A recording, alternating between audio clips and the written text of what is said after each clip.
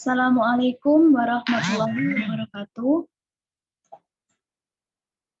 Pertama-tama, marilah kita panjatkan puji syukur atas kehadirat Allah Subhanahu wa Ta'ala, yang mana pada kesempatan hari ini kita diberikan ridho dan hidayah sehingga dapat merepresentasikan tugas kami dari kelompok 7.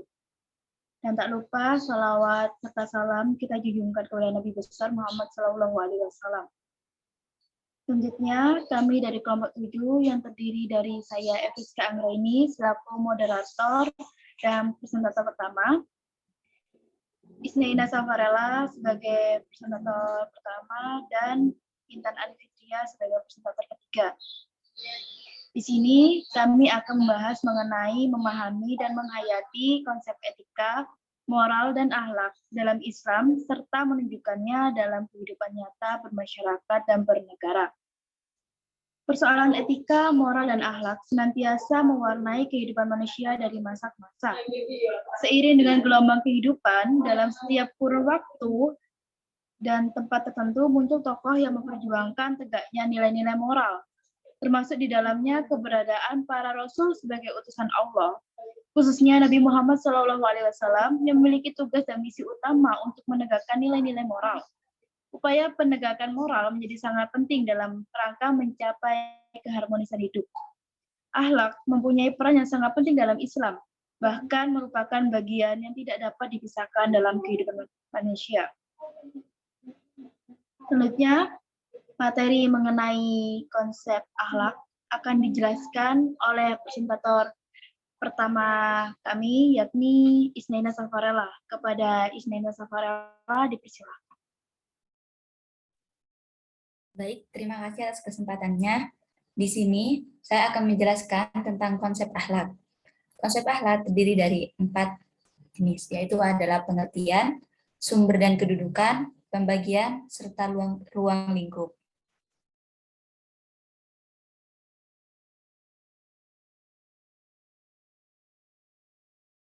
Pengertian akhlak. Kata akhlak berasal dari bahasa Arab, yakni jamak dari khulukun, yang berarti budi pekerti, perangai, tingkah laku atau tabiat, tata krama, sopan santun, adab, dan tindakan. Kata akhlak juga berasal dari kata kholaqa atau kholakun, artinya kejadian, serta erat hubungannya dengan kholik yang artinya menciptakan, tindakan atau perbuatan. Sebagaimana terdapat kata al-kholik yang artinya pencipta dan makhluk yang artinya diciptakan. Ahmad Amin dalam bukunya Al-Akhlak mendefinisikan akhlak dengan kebiasaan seseorang. Secara terminologis, pengertian akhlak adalah tindakan yang berhubungan dengan 3 unsur yang sangat penting berikut. Yang pertama, kognitif, sebagai pengetahuan dasar sumber manusia melalui potensi intelektualitasnya. Yang kedua, afektif, yaitu pengembangan potensi akal manusia melalui upaya menganalisis berbagai kejadian sebagai bagian dari pengembangan ilmu pengetahuan. Dan yang ketiga ada psikomotorik, yaitu pelaksanaan pemahaman rasional ke dalam bentuk perbuatan yang konkret. Next. Yang kedua ada sumber dan kedudukan akhlak. Pentingnya kedudukan akhlak dapat dilihat dari berbagai sunnah qauliyah, yaitu sunnah dalam bentuk perkataan Rasulullah seperti yang telah diuraikan Yunahar Ilyas, yaitu yang pertama, Rasulullah Shallallahu Alaihi Wasallam menempatkan penyempurnaan akhlak yang mulia sebagai misi dalam sejarah penyampaian Islam di muka bumi ini. Seperti yang terdapat dalam hadis, yaitu innama bu'istu liutammima makarimal akhlak, yang artinya sesungguhnya aku diutus untuk menyempurnakan akhlak yang mulia. Hadis riwayat Bukhari. Akhlak merupakan salah satu ajaran pokok Islam, sehingga Rasulullah Shallallahu Alaihi Wasallam pernah mendefinisikan agama itu dengan akhlak yang baik, husnul al-khuluq. Akhlak yang baik akan memberatkan timbangan kebaikan seseorang nanti pada hari kiamat. Seperti Rasulullah Shallallahu Alaihi Wasallam bersabda, "Masya'un anqalu fi mizanil mu'minin yaumal qiyamati min khuluqin hasanin wa innallaha liyubghadul fahishul badiyah." Yang artinya, tidak ada satupun yang lebih memberatkan timbangan kebaikan seseorang hambamu nanti pada hari kiamat selain dari akhlak yang baik. Hadis riwayat Tirmizi.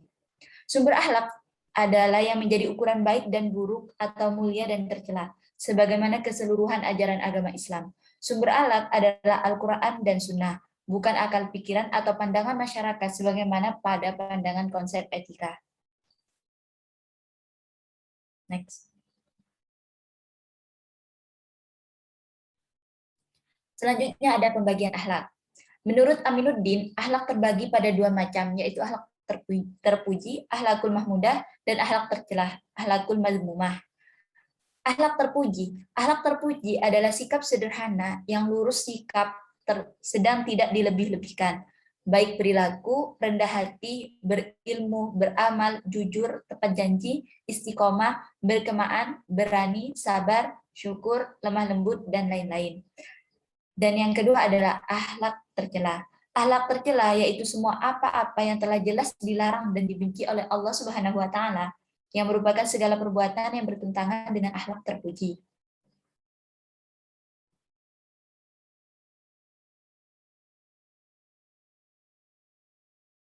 Dan yang terakhir ada ruang lingkup akhlak.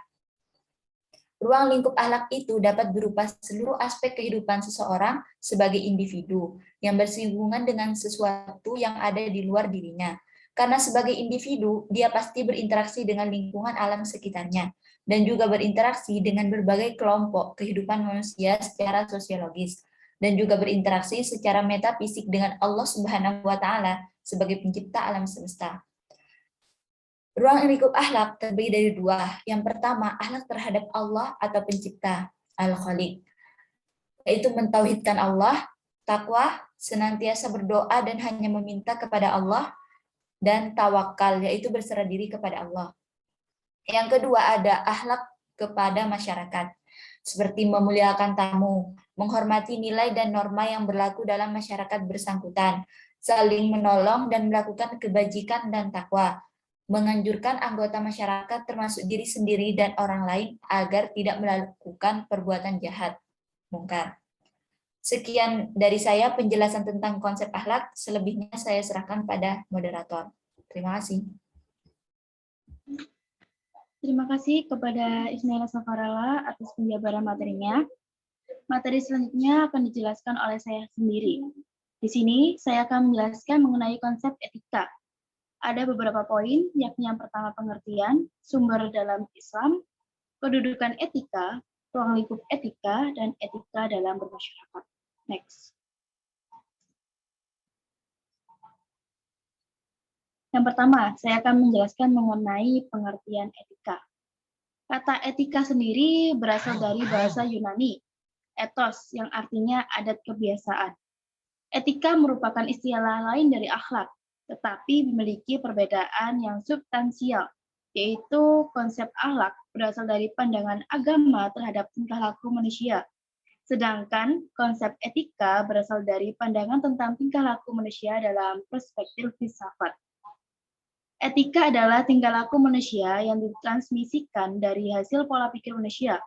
Dalam Encyclopedia Winkler, France, dikatakan bahwa etika merupakan bagian dari filsafat yang mengembangkan teori tentang tindakan dan alasan-alasan diwujudkannya suatu tindakan dengan tujuan yang telah dirasionalisasi. Etika dalam Islam atau akhlakul Islamiyah, budi pekerti dan kelakuan Islamiyah, adalah etika dan moral yang dianjurkan di dalam nasihat Islam yang tercantum di dalam Al-Quran dan As-Sunnah. Dengan mengikuti contoh dari teladan Nabi Muhammad SAW, yang di dalam keyakinan pokok Islamiyah diberitahukan sebagai manusia yang paling sempurna kelakuannya. Next.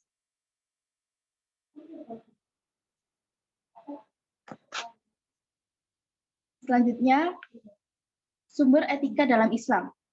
Sumber etika dalam Islam adalah Al-Quran dan As-Sunnah, yang mana kedua sumber tersebut selalu menjadi tolak ukur akan baik buruknya perbuatan yang dilakukan oleh kaum muslimin dan muslimat.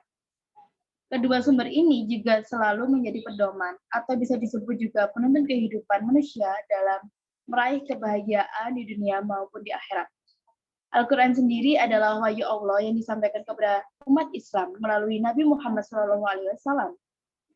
Perilaku Nabi Muhammad dipandang sebagai penafsiran Al-Quran yang paling faktual Bahkan di banyak riwayat ditegaskan bahwa Nabi Muhammad SAW tidak bertindak atau berperilaku melainkan karena tuntunan wahyu. Dan akhlak Rasulullah SAW adalah Al-Quran. Itu sebabnya dalam keilmuan Islam, etika Islam tidak melepas dari pemikiran dari Al-Quran dan As-Sunnah Nabi Muhammad SAW. Next.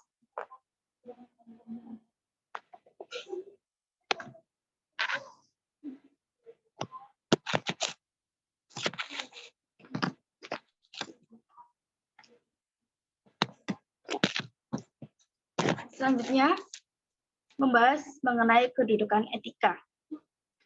Terdapat dalil dari Al-Quran dan As-Sunnah yang menyebutkan tentang tingginya kedudukan seseorang yang beradab dan berakhlak yang patut, diantaranya dari Al-Quran. A'udzubillahi minasyaitonirrajim. Bismillahirrahmanirrahim. Alladzina yunfiquna fis-sarra wad-dharra wal kadhimina al-ghadha wal 'afina 'anil nas. Wallahu yuhibbul muhsinin. Yang artinya, yaitu orang yang berinfak, baik di waktu lapang maupun sempit, dan orang-orang yang menahan amarahnya, dan memaafkan kesalahan orang lain, dan Allah mencintai orang yang berbuat kebaikan. Quran Surat Ali Imran ayat 134. Next.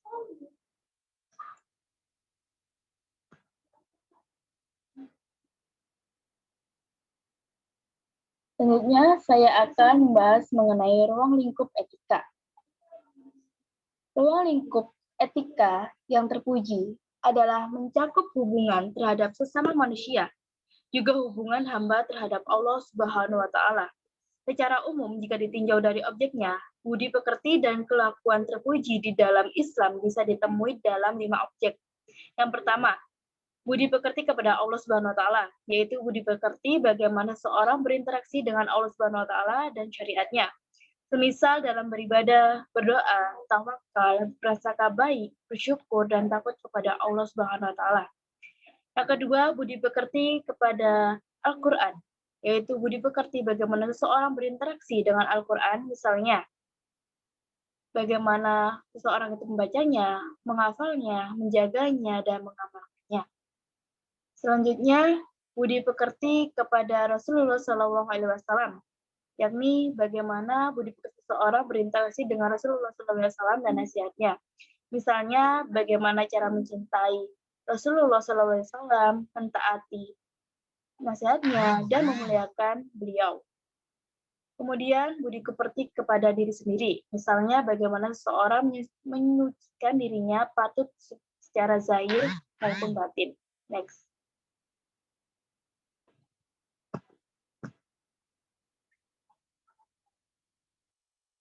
Selanjutnya, saya akan menjelaskan mengenai etika dalam bermasyarakat. Di tengah budi pekerti yang semakin lama, semakin penting dipelajari dan diamalkan adalah budi pekerti dan kelakuan di dalam bermasyarakat. Hal tersebut dikarenakan manusia adalah makhluk sosial yang satu sama lain panutan saling berinteraksi dengan interaksi yang semakin lama semakin kompleks.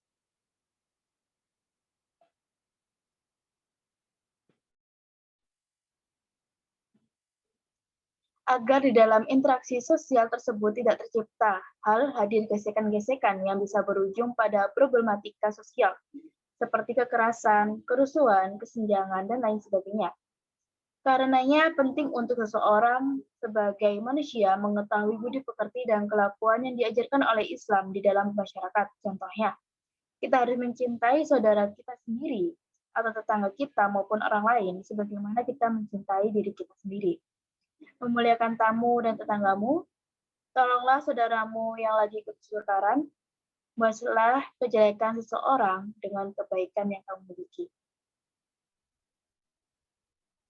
Next.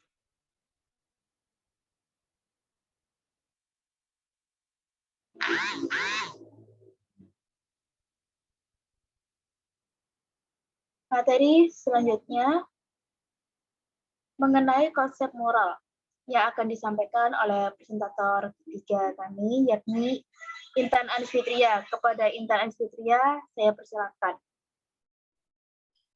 Terima kasih untuk moderator. Saya akan menjelaskan tentang konsep moral.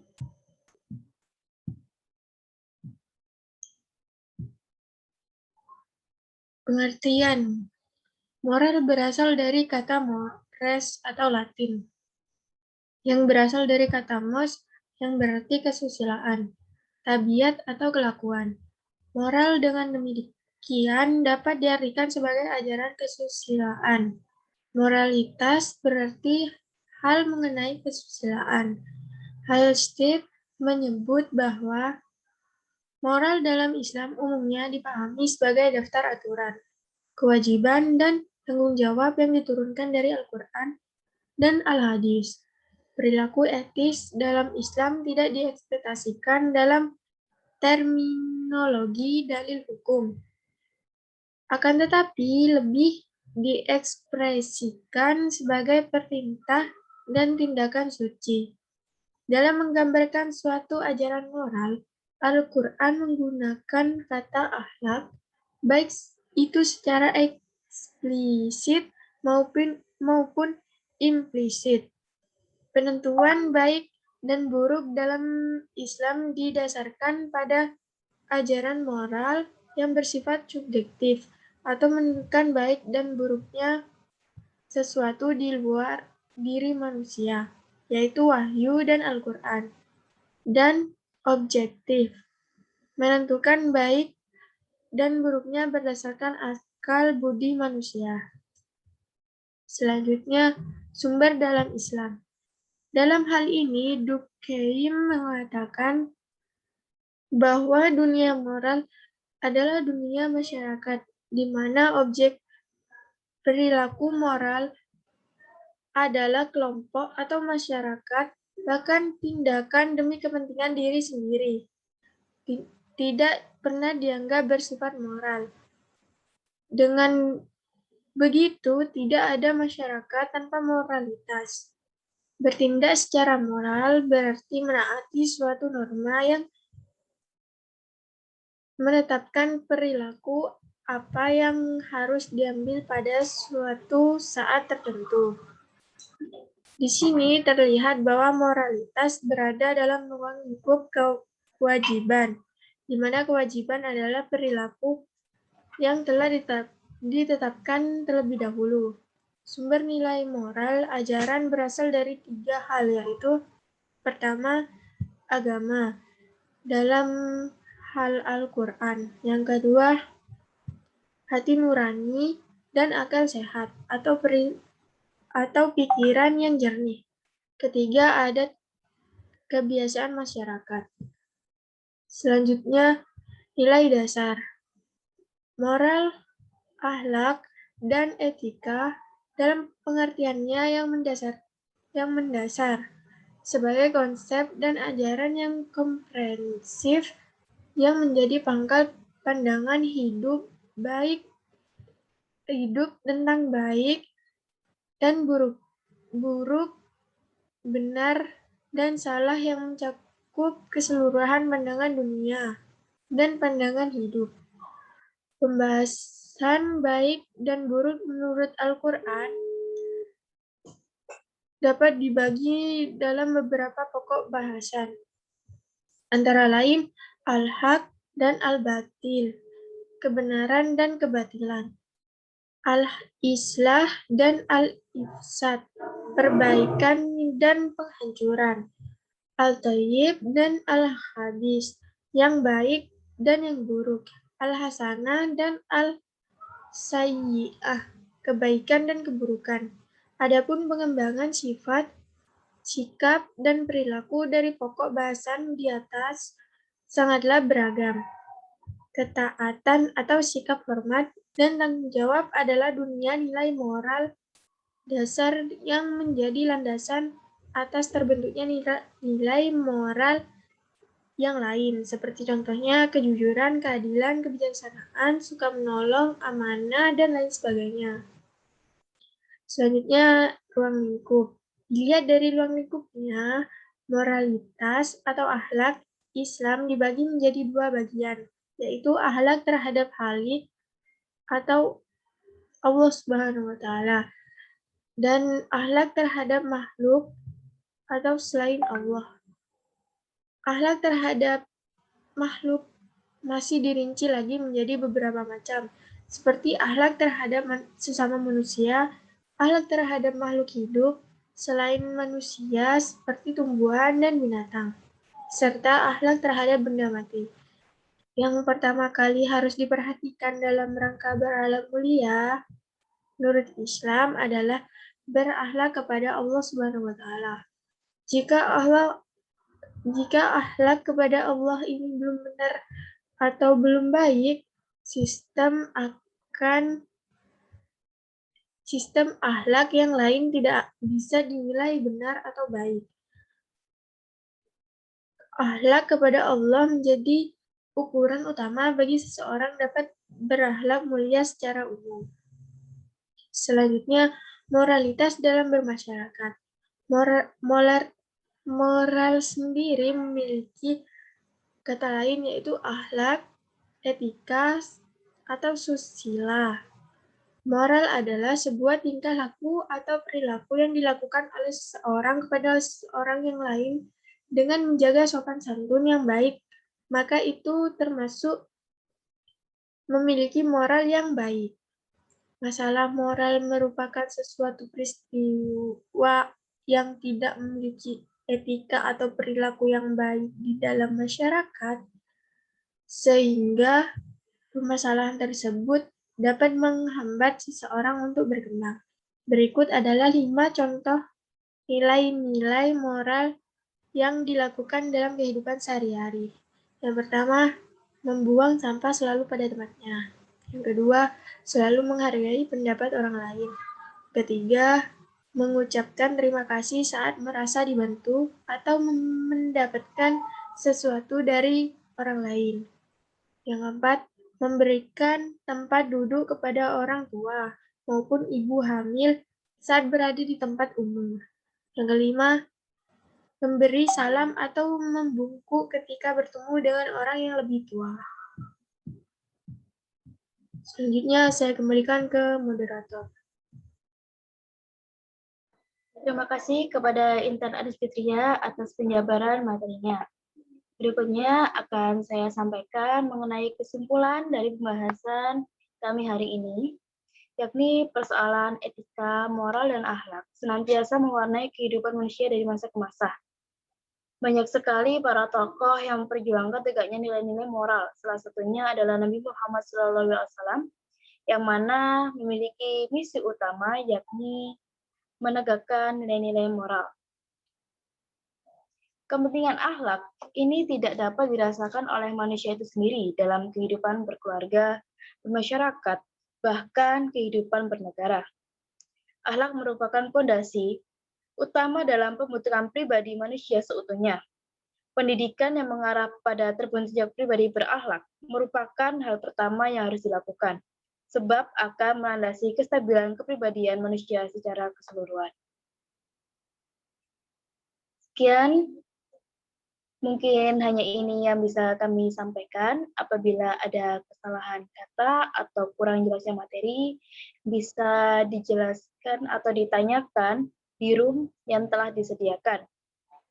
Kami mohon maaf jika ada salah kata yang kurang berkenan. Akhirul kalam. Wassalamualaikum warahmatullahi wabarakatuh.